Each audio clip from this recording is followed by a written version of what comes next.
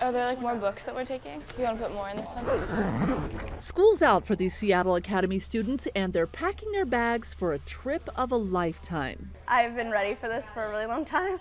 But a summer of rest and relaxation is far from their minds. I mean, like, even just packing was so stressful. Of course, when you aren't just packing for yourself, but for other students over 9,000 miles away. This is all donated. It can get downright overwhelming.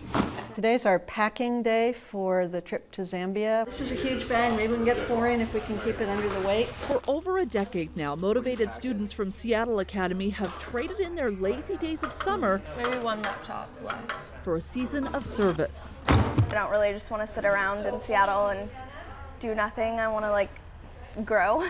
And the Zambia program at Seattle Academy offers plenty of opportunities for that. We have lots of educational exchanges. There are pen pal relationships with students at one of the schools that we partner with.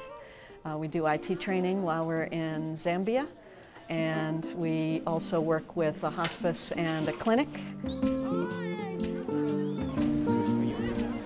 Every year, the Zambia program at Seattle Academy works toward providing partner schools in this landlocked African country with much needed supplies. I think we can fit more.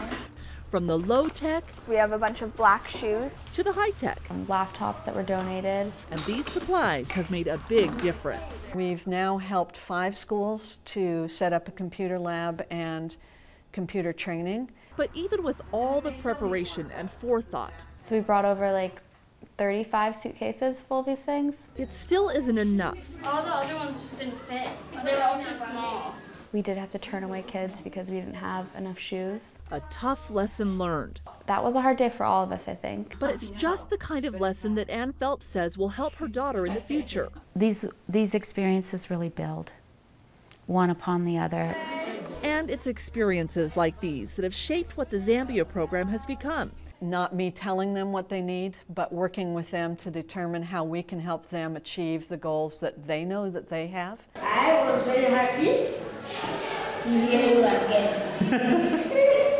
Through its partnership with Seattle Academy, the Birdland School in Lusaka has gone from an enrollment of 2 students in 2001 to over 300 students in 2011.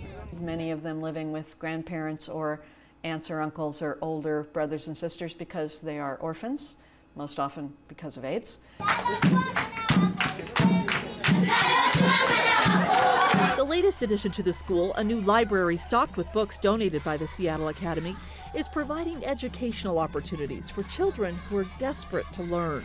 These kids work so hard and they're so excited for school. Like, education is such a privilege to them. Zambia education suffers from the usual problems of lack of materials, poverty, no textbooks in the classrooms, no libraries at the schools. But for all the hardships that the Zambian people face, year after year, the Seattle students are surprised. They expect to go to Zambia and feel sad because of everything you hear about poverty and AIDS and lack of opportunity.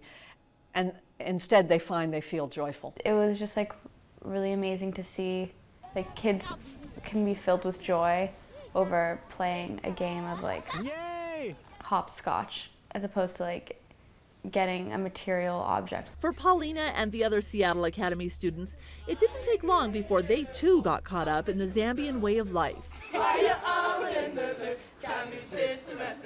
That joy that they had really like rubbed off on us, and we just like appreciated the smallest things in life.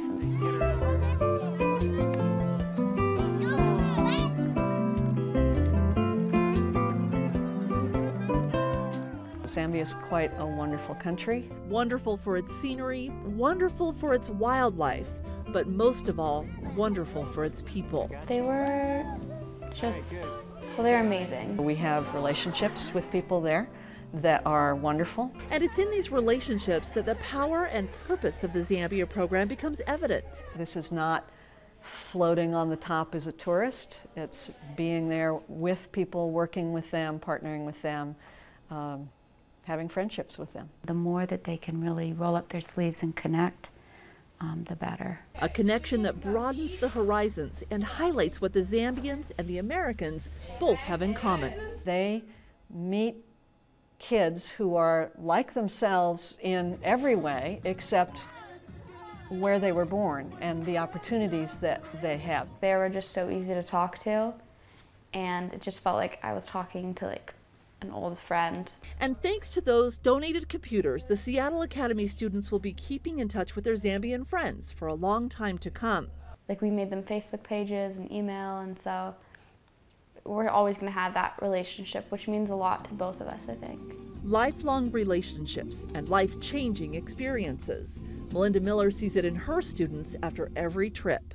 The first hint we usually have of what it's done for them is not from them immediately, but from their parents, who will come to us a month or 2 or 3 later and say, "You brought back a different person." But more importantly, the Seattle Academy students come back knowing that they can and did make a difference. It gives our students a sense that it doesn't matter that they're young, it doesn't matter whether they have a lot of political power. It's so easy to help someone. Like, it doesn't take that much effort.